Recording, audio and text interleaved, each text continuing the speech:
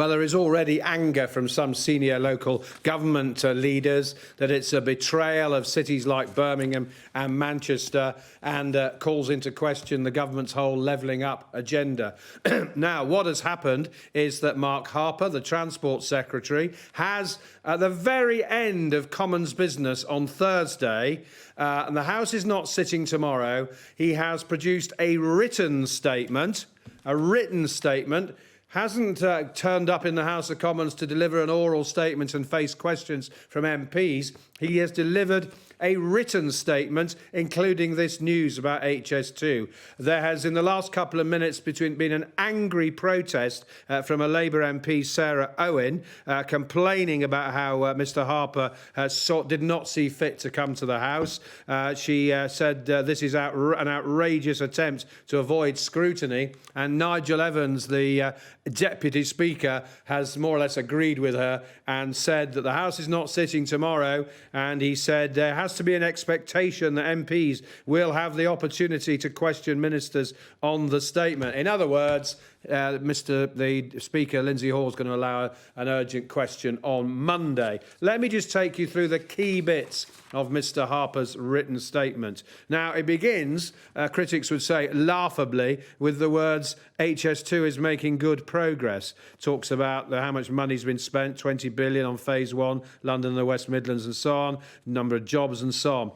The government is prioritising, Mr Harper says, HS2's initial services between Old Oak Common in London, that's to the west of London, and Birmingham Curzon Street to provide delivery of passenger benefits as soon as possible. Now, on Euston Station, he says this: we remain committed to delivering HS2 services to Euston and will address affordability pressures to ensure the overall spending profile is manageable.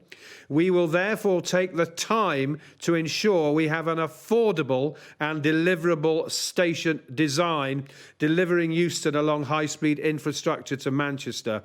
And then the key bit about Birmingham and Crewe, the government says it is committed to delivering HS2 between Birmingham and Crewe.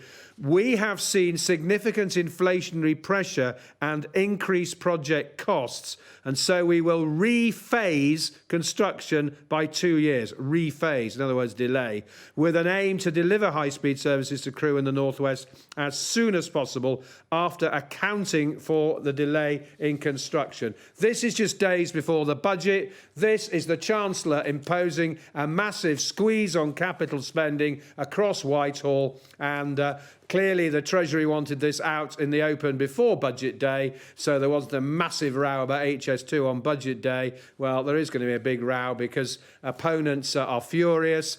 Some Tory MPs who are opposed to it will say, why not scrap the whole thing? But the government's insisted it's going ahead. It's just slowing it down, putting the brakes on it, and major parts of it are now in some doubt, including the redevelopment of Euston Station.